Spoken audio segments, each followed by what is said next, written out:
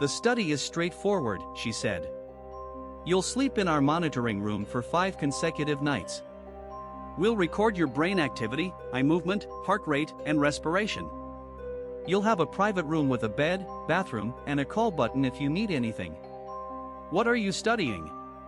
Sleep architecture. Specifically, the transition states between waking and sleeping. The hypnagogic and hypnopompic phases. The what? She smiled. The moments when you're falling asleep and waking up. The in-between states. They're more complex than most people realize. The room was nicer than my apartment.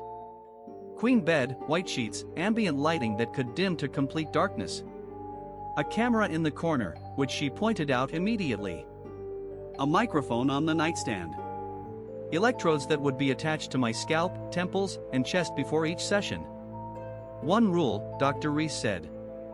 If you wake up during the night and feel disoriented, press the call button. Don't try to leave the room on your own. Why? The hallways can be confusing in the dark. Night 1 was uneventful. I slept better than I had in months, actually. The bed was comfortable, the room was perfectly dark, and whatever the electrodes were measuring, they didn't bother me. I woke up feeling rested for the first time in recent memory. Dr. Reese reviewed the data with me over breakfast. She seemed pleased. You hit deep sleep within 12 minutes. That's excellent. REM cycles were textbook. So I'm a good sleeper. You're an exceptional sleeper, she said, and something about the way she said it made it sound less like a compliment and more like a diagnosis. Night 2 is when things shifted. I fell asleep normally. I dreamed something about a hallway, which I attributed to the facility's hallways being fresh in my mind. In the dream, the hallway was longer than it should have been. The lights were fluorescent but flickering at a frequency that made the walls seem to breathe.